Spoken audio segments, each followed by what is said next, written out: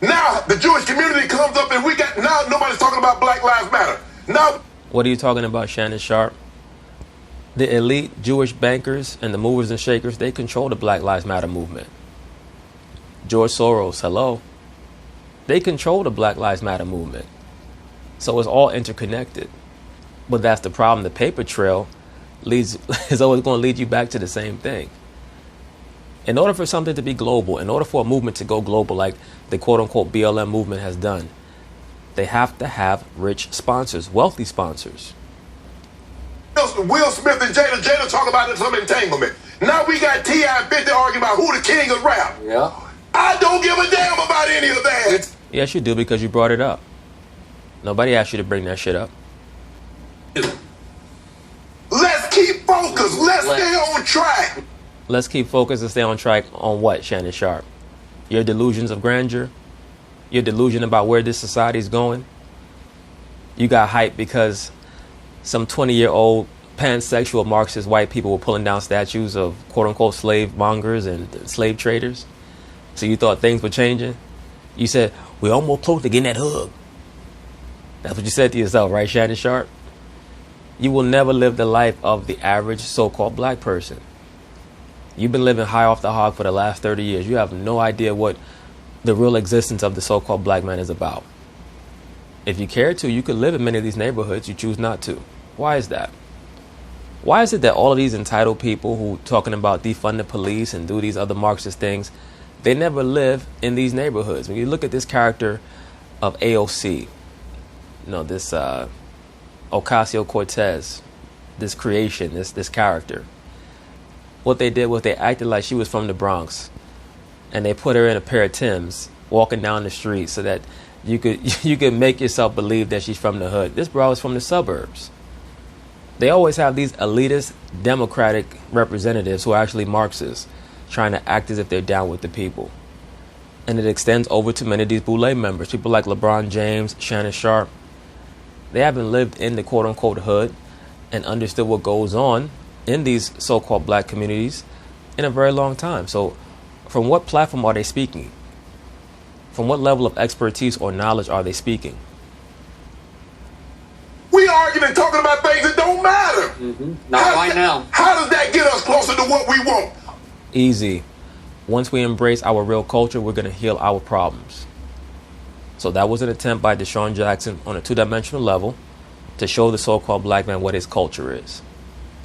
How are we going to solve our problems? By always begging good white people and rich white people to help us out, Shannon Sharpe. That's your plan. That's all your plan is.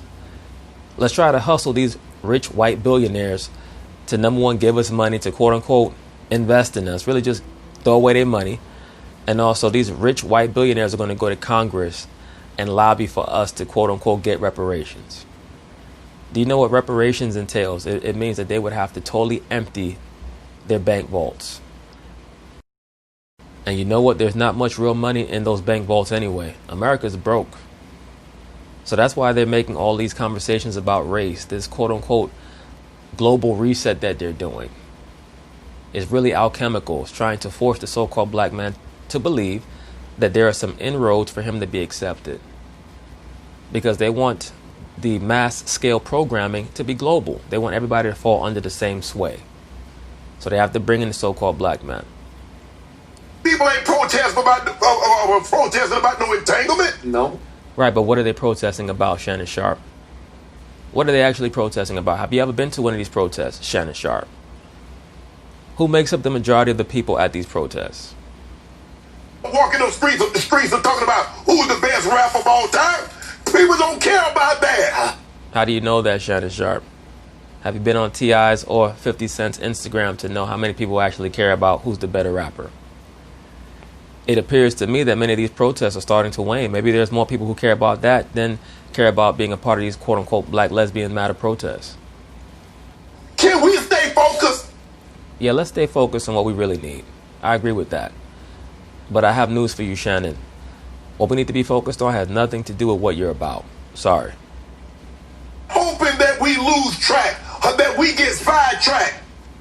Who's they? Who's the they that's hoping that we lose track or get sidetracked? Let me rewind this back a little bit. Now pay very close attention. Shannon Sharpe is going to say they, quote unquote, are hoping that we lose track or get sidetracked. Who's the they? Oh, let me guess. It's the white trash that you think are the quote unquote enemy, right? Because the they, whoever they are the ones who are calling the shots. So who's really calling the shots in this society? That's who the they is. They're hoping that we lose track, or that we get sidetracked. Expound on that, Shannon. Who's they? And we fell right into it. Now we're talking about what the Jewish community said. That I don't care to stop this. I know you don't care. You don't care unless and until you're in front of Louis Farrakhan. Then you'll go into your pro-black alter ego. Once again, Shannon Sharpe is not pro-black. He is liberal black.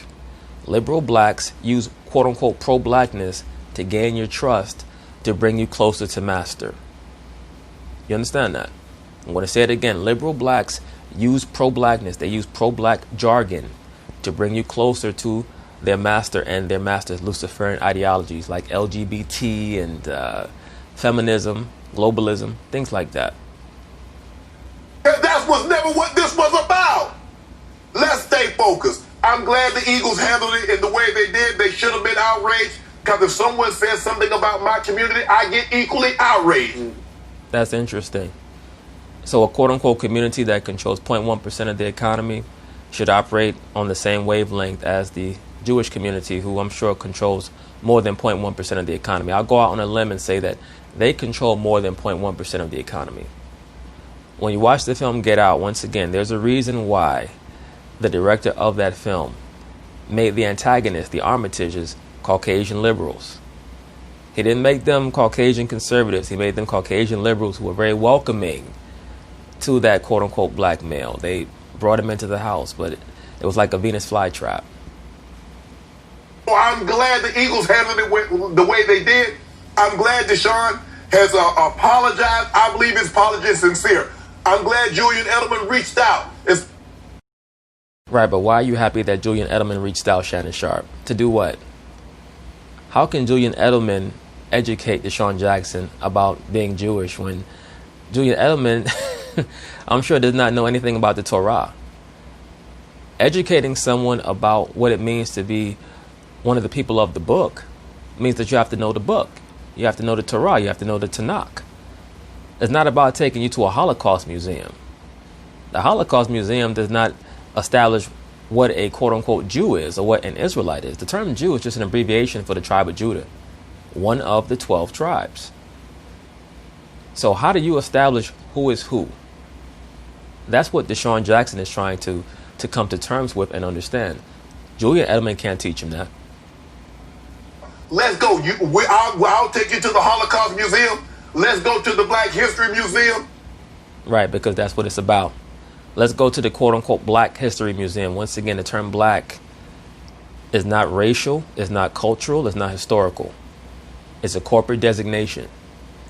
So in other words, you know what? Hey, Deshaun, you could take me to the Black History Museum and I'll learn about how you guys are just slaves. I'll learn about how, one of you guys invented the peanut. Some silly shit like that. You're not going to go to the quote-unquote Black History Museum and learn that so-called black people ruled Europe during the Middle Ages. They're not going to teach you that. They're not going to teach you that after the Caucasian emperors of Imperial Rome, that Rome for the most part was ruled over by so-called black men. Marcus Aurelius was a so-called black man, for example. A lot of people don't know that. Pertinax, Pescennius Niger, or Pescennius Niger is the actual pronunciation of that name. Roman emperors who were so-called black men. Septimius Severus and his sons, Caracalla and Geta, all so-called black men. They're not going to teach you that in the Black History Museum because they want us to believe that our history started on a fucking slave ship. They're not going to teach you that many of the Aboriginal tribes of America were so-called Negroid or quote-unquote black. And that's pretty much been erased from history. That the original Mayans were so-called Negroid. That the original Incas, that the original Aztecs were quote-unquote Negroid.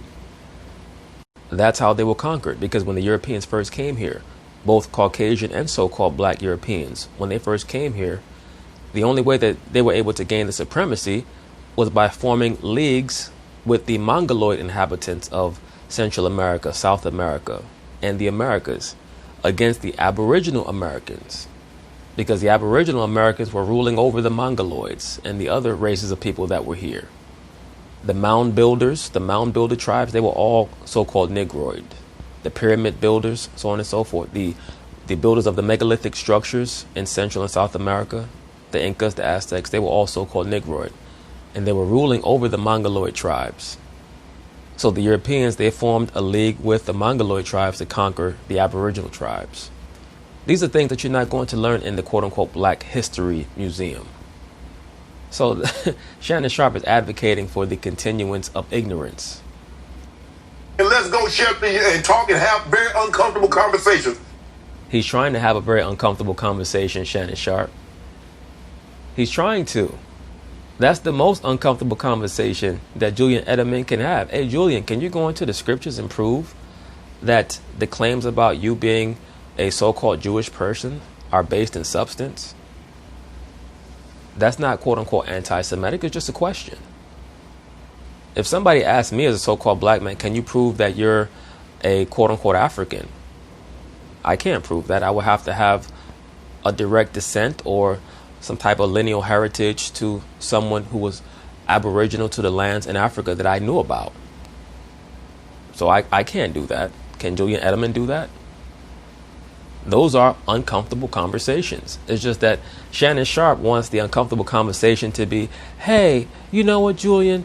A lot of white people hurt my feelings. And Julian could say, yeah, a lot of people have hurt my feelings too because I'm Jewish. Let's give each other a hug. Like, that's not solving anything, brothers. I'm glad D. Jack Webb, a 94-year-old guy that I think he was a survivor of the Holocaust. So, Skip, I'm glad it was over Zoom. So I'm glad all this transpired. Yep. I'm not surprised that the Eagles handled it this way for the simple fact the precedent had already been established. Okay. Right, but bro, please explain to me how it assists Deshaun Jackson in the least that he got on a Zoom call with a 94-year-old man who was allegedly at the Holocaust. How does that help him in any way, shape, or form? So you're telling me if Deshaun Jackson has a real question about history, he does not deserve to have that question answered because it's not going to assist you in accomplishing your delusional mission of quote-unquote equality with the Caucasian, whatever the hell that means. The average Caucasian will look at you, Shannon Sharpe, and say, you know what, I want equality with you. You're making 7 figures a year to talk about sports on TV for 2.5 hours a day. I want equality with you. How come I can't be on TV? I know more about sports than you. How come I can't be on TV and talk about sports for 2.5 hours a day like you, making 7 figures? Why is that? Is it because you're a black man, so you deserve to be sitting across from Skip Bayless? Skip Bayless prefers to have black debating partners because of the racial component. Is that racially driven, racially oriented? Is that racism, Shannon Sharpe? Once again, Deshaun Jackson and any other so-called black man deserve to have their historical questions answered if they're searching in that way and they ask that question to a particular person or to the masses at large without being castigated as quote-unquote anti-Semitic. If someone were to say, you know what, I want to speak to Saudi Arabia about their involvement in 9/11, and all of a sudden, you know, some other Arabic people claim that you're being anti-Arabic. Like, what does that have to do with anything? I'm just asking a question about that country's involvement in an event that harmed a family member of mine or whatever. So this is really just a case of 3-card Monty. They're trying to switch the goal or the point of the conversation that Deshaun Jackson was trying to initiate. When it comes to super liberals, they love talking about conversing, but it's only as long as the conversation is going to go in a direction that they like. You barely okay with the fine? No, he should have gotten fined because that's what they did to Riley Cooper. Now, Okay, now okay. Obviously the salaries are different, so the fine's I going got to be it. heavier. Okay, I got it. So, I believe that Jeffrey Lurie chose really the only punishment path he could have chosen and gotten away with, which is a fine. Correct. It was the middle ground. It was between nothing and suspension or firing. Right. You know? Really what they did was they fined Deshaun Jackson for his beliefs. That's what they said. We're going to fine you for your beliefs, Deshaun Jackson. What Riley Cooper did was he tried to start a fight, a physical altercation with so-called black men at a concert. What does that have to do with Deshaun Jackson basically taking a screenshot of some verbiage from a book? You can claim that it was racially, it's trying to incite some type of racial issue between so-called blacks and so-called Jewish people. You can claim that if you want to. But it wasn't like he ran up to some Jewish people and said, "I'll fight every Jewish person here, bro," which is what Riley Cooper did. So it's very difficult to me to equate those two issues. Now, you can equate them from the standpoint that they were both racially oriented, but Deshaun Jackson was not being confrontational at all. Okay, obviously, these are incredibly unprecedented times. Yeah. Every time There's nothing unprecedented. There are no new things under the sun. house, I come home, I think I need to take a swig of Lysol, right? That's what I feel like. That's how unprecedented the times are. It is. So think about... Right, well, you know what, Skip Bayless? Right, well, you know what, Skip Bayless? Go back to the so-called Spanish flu from 1918 and tell me if these times are truly unprecedented. Even back then, they were trying to argue over wearing masks and things like that. So, once again, there are no new things under the sun. Back for a second and think about how unprecedented this situation was. Deshaun Jackson, a little too much time on his hands, but he's caught up, swept up in the Black Lives Matter movement. Right. And he's on fire with it. He's maybe a little over emotional and over zealot, and he's not thinking straight. Thank you, good Caucasian liberal white man, for telling us how Deshaun Jackson is out of his mind, for just showing a little bit of verbiage from a book that claims that so-called black people are the actual children of Israel. That's how we'll cast him. We'll cast him as the insane guy. Looking before he leaves. Right. So he posts 3 straight things. And don't get it twisted. I would not have advised Deshaun Jackson to do what he did, but he was not insane for doing what he did. He just was unwise. Once again, you cannot drink from the cup of the Lord and from the cup of devils. Once you're a part of that entertainment industry, you have to stay in lockstep. The last of which he attributed to Hitler, but wasn't even a Hitler quote. And they all came off as, or could be interpreted as, anti-Semitic. Right. How could they truly be interpreted as anti-Semitic? Do we know what the term Semite means or Semitic means? If you want to know what a Semite is, then you go to Genesis, the 10th chapter, and you read about the sons of Shem. So there are many sons of Shem. It's not just the so-called Caucasian Jews today who can align themselves to being the descendants of Shem. To be anti-Semitic, that means that you're castigating all the sons of Shem, not just a particular group. And he's not thinking with the focus completely on Black Lives Matter. He's doing it now at the expense of another group of people, right, who are right. But what exactly is Black Lives Matter focused on? Please remind me again, because their mission statement tells us that they're focused on destroying the so-called black heterosexual man. Going to be offended.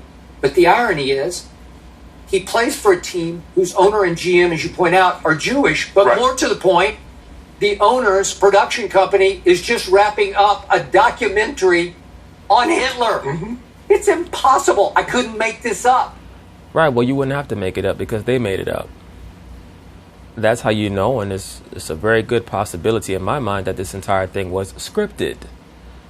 Mr. Deshaun Jackson was involved in a shaming ritual to help promote the quote-unquote Hitler documentary that Jeffrey Lurie is doing. And they love keeping Hitler's name alive.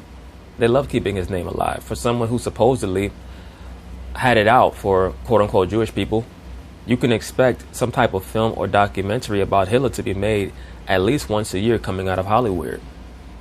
So one would think if he was viewed as being as diabolical and as evil as they claim they view him, that they would not make so many movies about him. But hey, that's their business.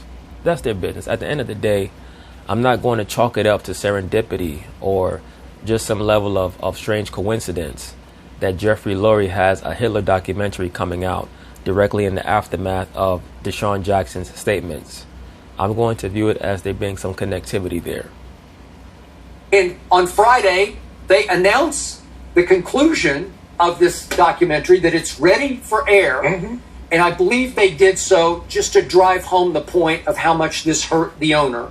And maybe in a different way to sort of shame Deshaun a little bit. Exactly. It was a shaming ritual. This is how deeply your owner took this. Correct. But the even deeper irony is that the same owner looked the other way in 2013 when a white player on his team uttered the most evil and vile word in the English language.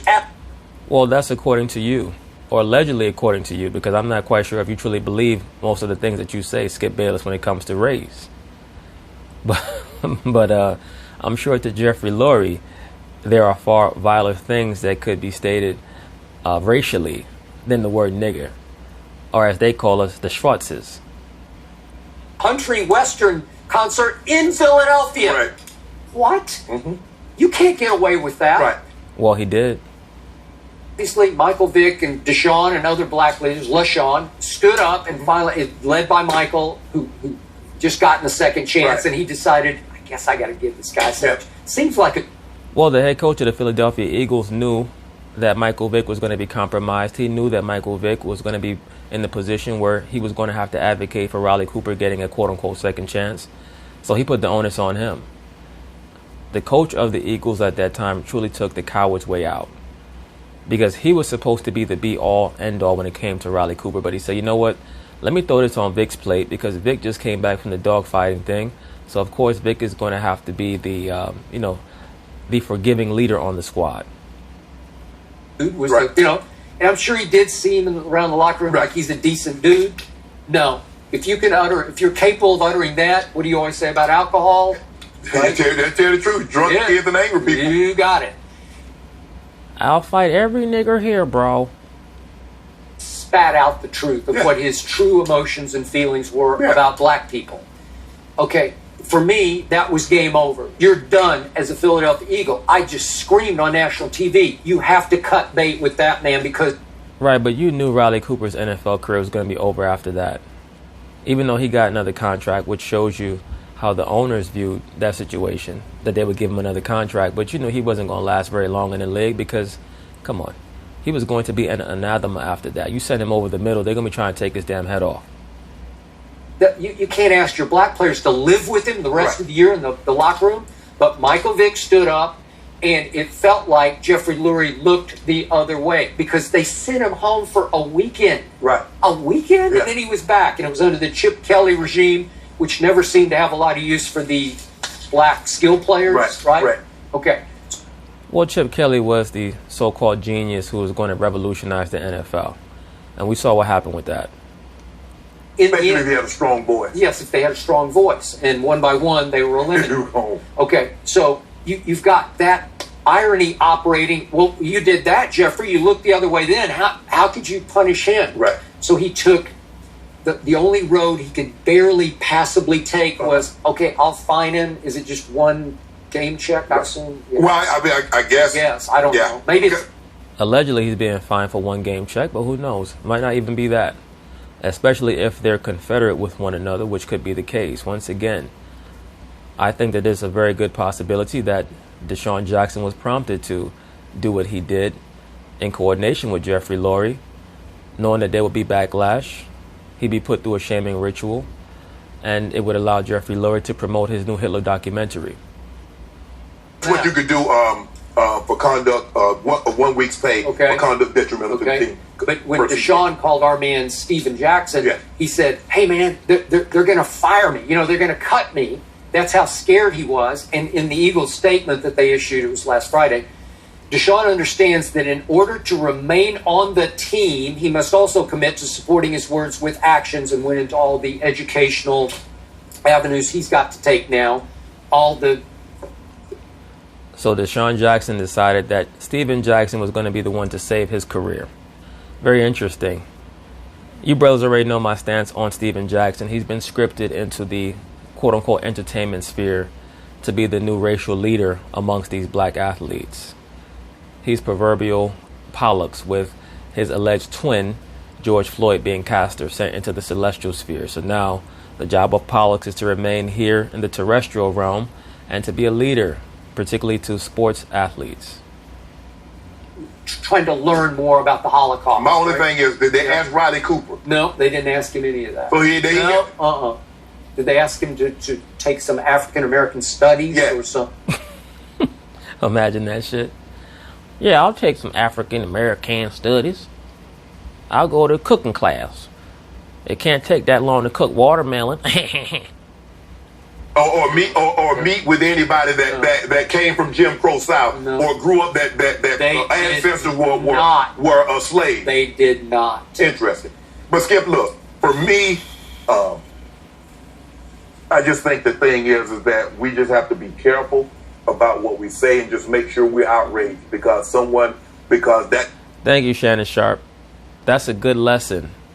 We have to be careful about what we say in an environment where supposedly we have free speech and allegedly we're in a time period that's unprecedented, according to you and Skip Bayless, where people can express themselves. Remember, these are the same two guys who claim that Adam Silver dropped the ball and not allowing his athletes to put whatever they wanted on the back of their jerseys, supposedly, right? That's what they claim Adam Silver dropped the ball about. Now Shannon Sharpe is telling us that we have to be careful about what we say and to be outraged about everything. No, sir. I'm not going to be outraged about everything. I want to be knowledgeable about as much as I can because that's how you come to, a conclusion on matters. When you're outraged about everything, that means that you could be manipulated emotionally. It was a fit. Yeah. Skip, I didn't know. Because you remember when LeBron James says, I'm trying to get that Jewish money. Skip, I did not know that was a slur or that was a derogatory term. Yeah, Skip, I was shocked. I said, go ahead, baby, rap them lines, rap them lyrics. Yeah, we getting that Jewish money. Our new last name is Sharpe Jamowitz. We trying to get paid. I said, yeah, they'll love that, especially at the, at the Hanukkah and at the tabernacles. I'm sure the Jewish people, they're going to be getting down to that rap lyric, Bron. Go ahead and spit it, baby. And then he come back and say it was mad. I said, well, shit, you better put out another video because we trying to get paid. How they view it as offensive because, that community views like only you look at us and think we only care about money and all that. So that we control the world's money. Right. And so once again, I'm not quite sure why they're embarrassed about that. Why are you embarrassed about it unless you know that there are some insidious things going on with many of your institutions and your institutional leadership? Is that not true that they're in control of most of the world's money when you're talking about the international banks? Is that true or is it not true? That's all I need to know. Oh, and then Steve, my chief research guy, who's very So in other words, your chief research guy is Jewish. So you don't want to offend him, right, Shannon Sharpe? On the air, a lot of what you hear me speak, he's talking like, well, Shannon, I think you should phrase it like this. Well, no shit. I've been saying for the longest time that the things that liberal blacks say, for the most part, is crafted by so-called Jewish people. Martin Luther King, a lot of stuff that he said was crafted by Stanley Levinson. You could look it up. He was trained at the Marxist training school. I believe it was in Tennessee, right? Along with Abernathy and a lot of those other people. They were trained by Marxists, just like the quote-unquote Black Lesbians Matter movement. So Shannon Sharpe is scared to speak the truth because it's going to offend his damn researcher. Ain't that a bitch? Don't get in trouble. He said, yes, that's offensive. Well, that's all I needed to hear. Skip, he said it was offensive. So that's what we're asking. So in other words, Shannon Sharpe, so let's just be clear, as you would say. Let's be clear. We're establishing a precedent. Even if it's the truth, as long as it offends a certain group of people, don't say it. I got you. People say something is offensive. Someone that's outside of the community, don't tell us we shouldn't be offended. Okay, the Jewish community said what Deshaun Jackson said was offensive. Well, he didn't say anything. All he did was show a quote. And the point was that so-called black people are the children of Israel. So if you're offended by that, maybe it's because you cannot go into the Torah or into the Tanakh and prove that what he's saying is not true. If someone were to tell me, oh, well, you talking some bullshit about this or that, I'm going to show where I got it from. I'm going to show what my resources are. That's it. Problem solved. I'm not going to get outraged. Someone outside of that community, don't tell them how they should feel. No. Because we don't like people telling us how we should feel. Well, Shannon Sharpe, it's not about your feelings, bro. That's why you're not equipped to be a leader. Because you're all about your feelings. It's like, bro, you're almost 55 years old. And you're ranting for 20 minutes about how people feel. Give me a fucking break.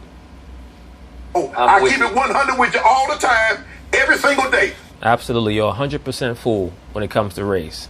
And you keep it consistent when it comes to your race rants. You're 100% fool. Where I stand on this, I'm for everybody. Yes, that's a part of the problem. You can't be for everybody and be for your own people. If you're for your own people and your people are disenfranchised, we only control 0.1% of the economy, you have to focus on your people first. Shannon Sharpe, if you're in your house and your house is on fire and your neighbor's house is on fire across the street, are you going to put out the fire in your house first, or are you going to go help your neighbor? I promise you, you're going to try to put out the fire in your house first. You can't be for everybody. You can't have two water hoses and say, I'm going to spray one on my house and spray one on my neighbor's house at the same time and hope everything works out. It doesn't work that way, bro. I don't pull any punches. I'm for everybody. They were offended. Don't tell them we'll get over it, yada, yada, yada. When we Skip Bayless, in other words, I'm trying to keep my job, okay? That's it. I'm trying to keep my job. I know for a fact that Fox is ran by Jewish people. They're beautiful, wonderful peoples to me. So I need to keep my job, Skip Bayless. I'm trying to get paid. I'll come on here, I talk a little race every once in a while. I talk about my man Braun. And, I just want to go home and to my dogs and be at peace. And now Deshaun Jackson got me talking about Jewish peoples. I mean, shit, I'm not trying to talk about all that shit. I'm trying to get paid. Let it go. DJ apologized. I believe it. He did. That's enough. Listening and learning, and that is, I guess, the theme right now of 20. Oh, please, Jenny Taft, just knock it off. Talking about you listening and learning. You trying to get paid too. But anyway, brothers, that's basically going to be it on that. That was volume 1 in the new series, What is the Role of the BOULE Negro? And of course, it was featuring Mr. Shannon Sharpe. Mr. I'm trying to keep my job. Mr. My research is Jewish. I don't want to offend him. Mr. Deshaun Jackson, don't have me here on TV trying to get you out of hot water and putting myself in hot water. Mr. Leave me the hell alone while I cash my checks, Shannon.